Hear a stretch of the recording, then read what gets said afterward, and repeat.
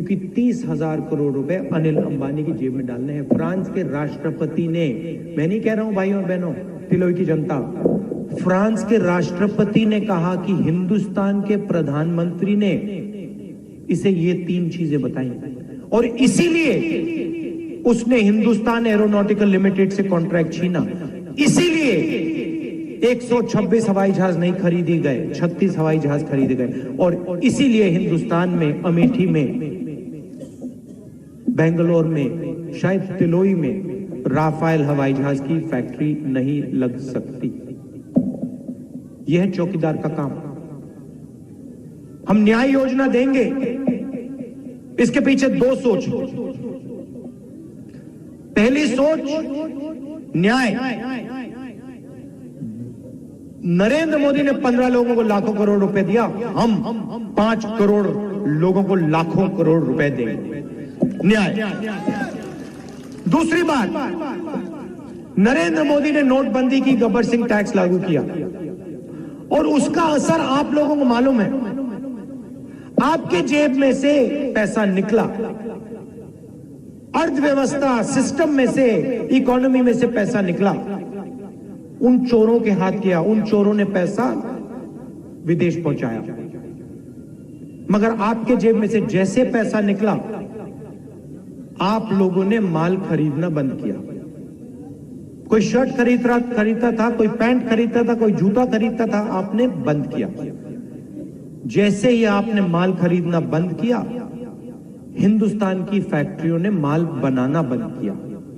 जैसे ही हिंदुस्तान की फैक्ट्रियों ने माल बनाना बंद किया, फैक्ट्रियों के मालिक ने युवाओं से कहा, देखिए अब आपकी यहां कोई जरूरत नहीं है क्योंकि फैक्ट्री बंद है। बेरोजगारी बढ़ी। 45 साल से सबसे ज्यादा बेरोजगारी आज है हिंदुस्तान में। चौकीदार का काम।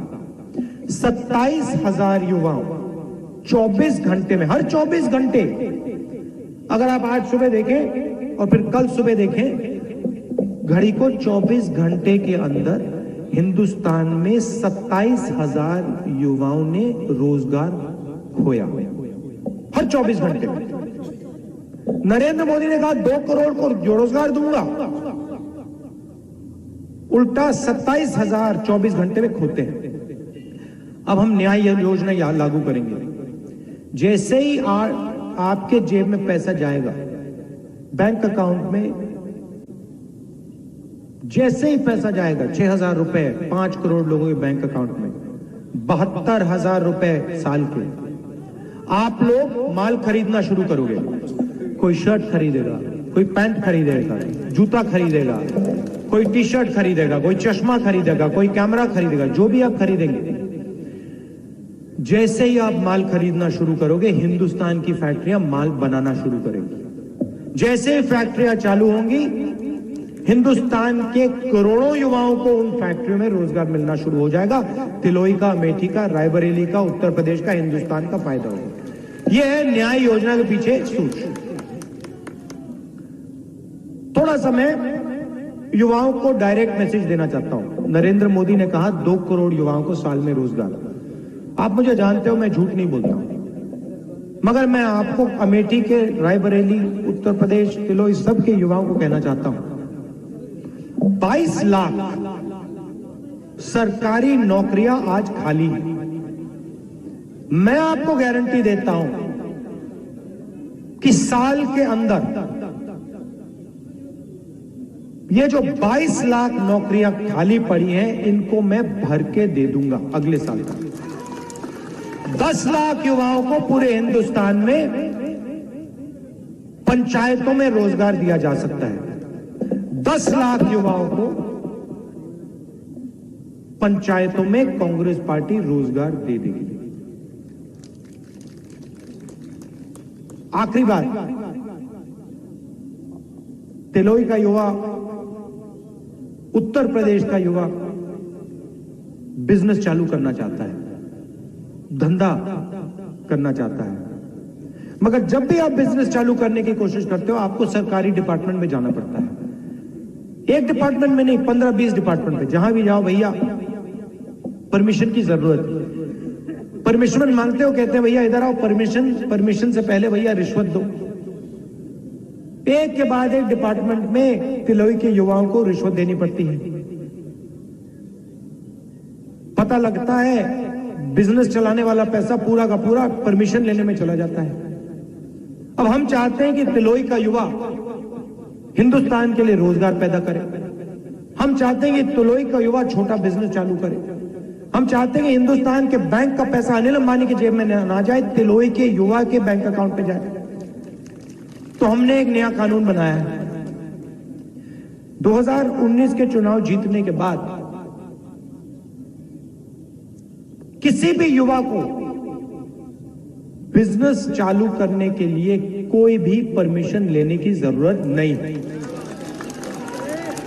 3 साल कोई परमिशन मत लो, आप अपना बिजनेस चालू करो, धंधा करो। 3 साल बाद जब आपके पास 10, 15, 20 लोग काम करें, तब आप जाओ सरकारी डिपार्टमेंट में, कहो मेरा बिजनेस है, 30, 40 लोग मेरे लिए काम करते हैं, अब पैसा बन रहा है, अब आप मुझे परमिशन दो। किसानों को मैं 2 चीजें कहना चाहता हूं और इससे तिलोई के किसानों को फायदा होगा। नरेंद्र मोदी जी ने कर्जा माफ नहीं किया, बीमा का पैसा आपसे छीन के 10,000 करोड़ रुपए उन्हीं चोरों को दिए। अनिल अंबानी को डिस्ट्रिक्ट पकड़ा के जम्मू कश्मीर का पूरा बीमा अनिल अंबानी को दे रखा था, हमने पकड़ा। अलग अलग डिस्ट्रिक्ट बांट रखे हैं। किसान का 1 रुपया कर्जा माफ नहीं कर सकते, उनका 5,55,000 करोड़ रुपए माफ कर सकते हैं। तो हमने निर्णय लिया है, इस साल जब बजट पेश होगा, कांग्रेस पार्टी जब बजट पेश करेगी, अभी 2-3 महीने में 2 बजट पेश होंगे। एक बजट पेश होगा नेशनल बजट, हिंदुस्तान का बजट, और दूसरा बजट पेश होगा हिंदुस्तान के किसान का बजट।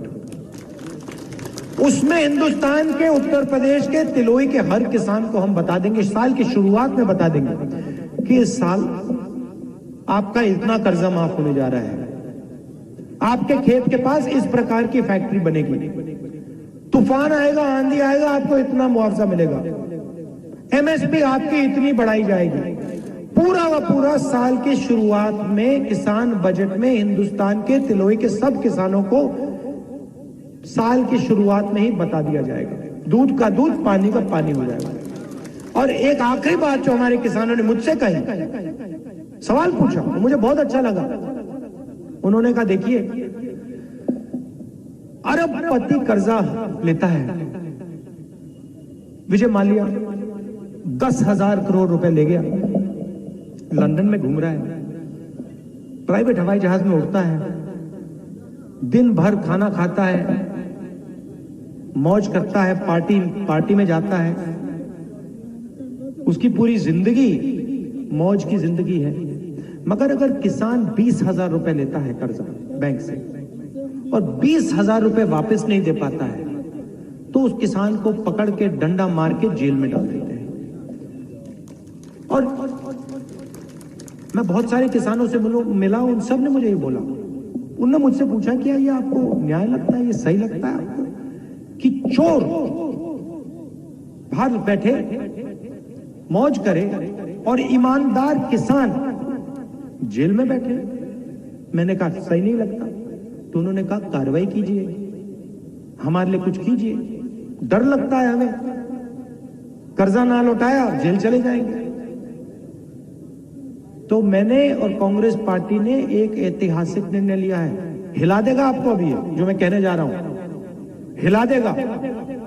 मगर कांग्रेस पार्टी ऐसा काम करती है, 2019 के बाद हिंदुस्तान के किसी भी किसान को, तिलोई के किसी भी किसान को कर्जा ना लौटाने के लिए जेल में नहीं डाला जा सकेगा। अब सोचिए आपकी सरकार क्या कर सकती है। और वो चौकीदार दिन भर झूठ बोलता है, उसने 5 साल हिंदुस्तान का टाइम जाया किया। देखिए नया नारा चला है, मैंने नहीं चलाया। पहले नारा हुआ करता था अच्छे दिन, लोग कहते थे आएंगे। अब देखिए नया नारा देखिए, चौकीदार, ये देखिए चौकीदार, चौकीदार, ये देखिए प्रेस वाले हंस रहे हैं, देखिए ये देखो, ये देखो हंसी आ रही है इनको। हाँ मैं समझता हूं। अच्छा हंसी क्यों आ रही है मैं आपको बताता हूं, मैं आपको बताता हूं इनको हंसी क्यों आ रही है। हंसी इसलिए आ रही है क्योंकि अगर इन्होंने अपनी मन की बात कर दी तो इनको 2 डंडे पड़ेंगे, नरेंद्र मोदी जी मारेंगे। मगर दिन भर इनको नरेंद्र मोदी जी की मन की बात कैमरा से लेनी पड़ती है, इसलिए इनको हंसी आ रही है। घबराइए मत, 2019 के चुनाव के बाद आपको जो लिखना होगा आप लिखना, हमारे खिलाफ भी लिखना होगा थोड़ा लिख लेना, कोई फर्क नहीं पड़ता। हम सच्चाई की लड़ाई लड़ते हैं। तिलोई की जनता से मैं कहना चाहता हूं, देखिए मेरा आपके साथ पारिवारिक रिश्ता है। मैं आपको कहना चाहता हूं कि जिस दिन दिल्ली में कांग्रेस पार्टी की सरकार बनी, जो 5 साल का आपका नुकसान किया है नरेंद्र मोदी ने, चौकीदार ने, फूड पार्क छीना, ये जो हमारा अस्पताल है इसको रोका, आपसे स्कूल छीना, जो आपका था, जो आपका था, तिलोई का था, आपसे छीना। मैं देखता हूं हमारी सरकार बनेगी 2 गुना काम मैं आपको करके दिखाऊंगा। और जब ये बीजेपी के लोग आते हैं, प्रधानमंत्री आते हैं और यहां झूठे भाषण करते हैं, एक बार उनसे यह भी सवाल कर लीजिए कि उन्होंने 30,000 करोड़ रुपए अनिल अंबानी को क्यों दिए, और यह भी पूछिए 30,000 करोड़ रुपए के लिए अनिल अंबानी ने उनके लिए क्या किया, क्योंकि मुफ्त में थोड़ी होता है।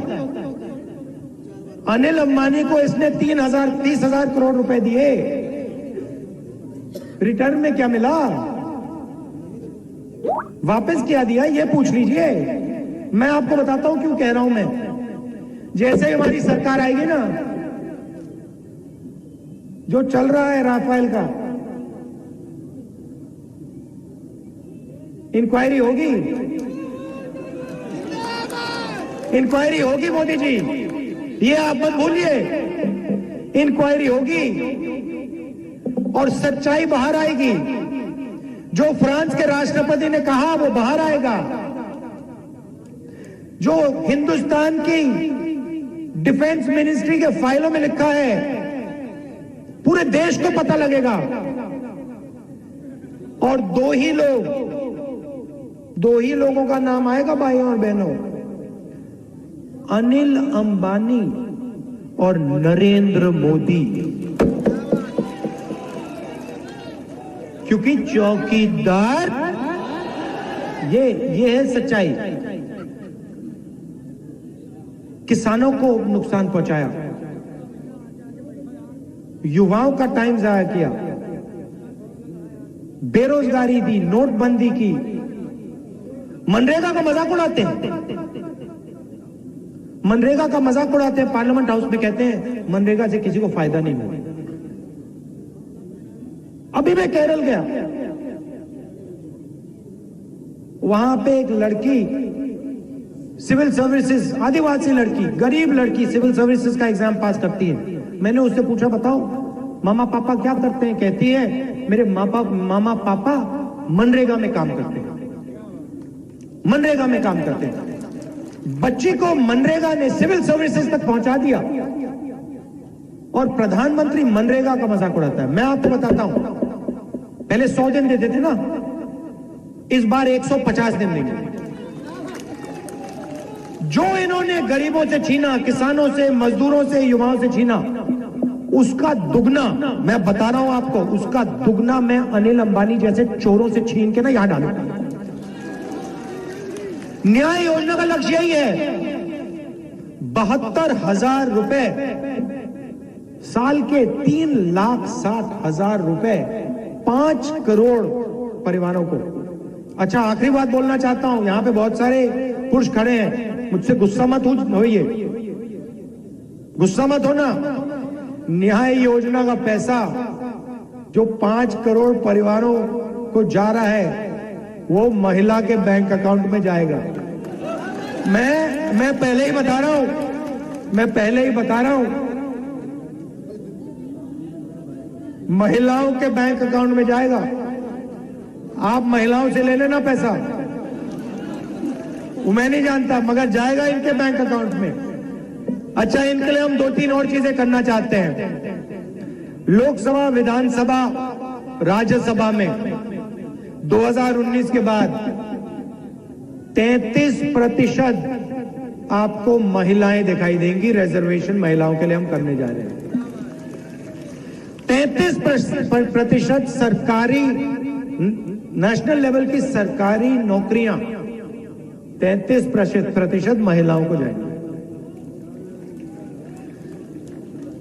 आखिरी बात, मेरी कोशिश रही थी कि हम अमेठी को शिक्षा का सेंटर बनाएं। पेट्रोलियम इंस्टीट्यूट दिया, एफडीडीआई दिया, निफ्ट दिया, ट्रिपल आईटी दिया, ट्रिपल आईटी उन्होंने छीन लिया। मैंने सोचा था कि हम अमेठी को शिक्षा का सेंटर बनाएं। एरोनॉटिकल यूनिवर्सिटी बनाने की कोशिश की, वो उन्होंने बनने नहीं दी। काफी काम हुआ,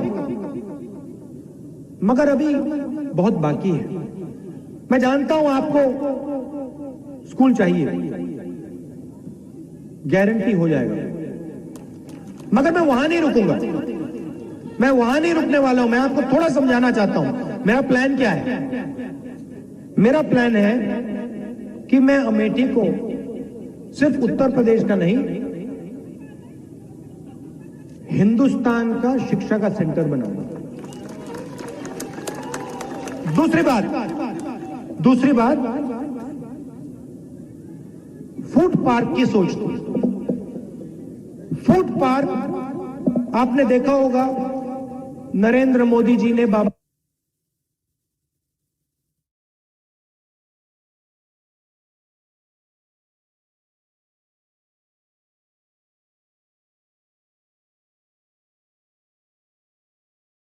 शुरू करें। अभी आपके 1-2 मित्र आ रहे हैं। शुरू करें। अभी आपके 1-2 मित्र आ रहे हैं।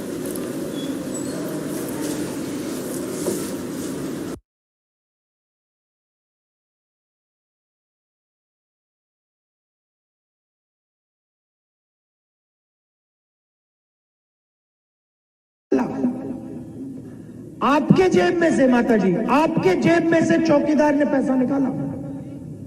आपके जेब में से, जो नीला कुर्ता पहने, आपके जेब में से चौकीदार ने पैसा निकाला। जब आप बैंक के सामने खड़े थे, आप मुझे बताओ, आपके साथ क्या हिंदुस्तान के चोर खड़े थे? क्या काले धन वाले खड़े थे? नीरव मोदी, मेहुल चौकसी खड़ा था, अनिल अंबानी खड़ा था क्या? नहीं, हिंदुस्तान के ईमानदार लोग खड़े थे। लाखों करोड़ रुपए आपके जेब से निकाल, आपके जेब में से, माता जी, आपके जेब में से चौकीदार ने 35,000 करोड़ रुपए, 1 साल का मनरेगा पैसा एक व्यक्ति को पकड़ाया। फ्रांस का राष्ट्रपति कहता है कि नरेंद्र मोदी जी मेरे पास आए, मुझे कहते हैं कि अगर आपको राफेल हवाई जहाज खरीदना है तो आपको 3 काम करने पड़ेंगे। पहला काम, HAL कंपनी को परे कीजिए, सरकारी कंपनी अनिल अंबानी को कॉन्ट्रैक्ट दीजिए। दूसरा काम, 526 करोड़ का हवाई जहाज मत खरीदिए, 1600 करोड़ रुपए का खरीदिए। तीसरा काम, अमेठी में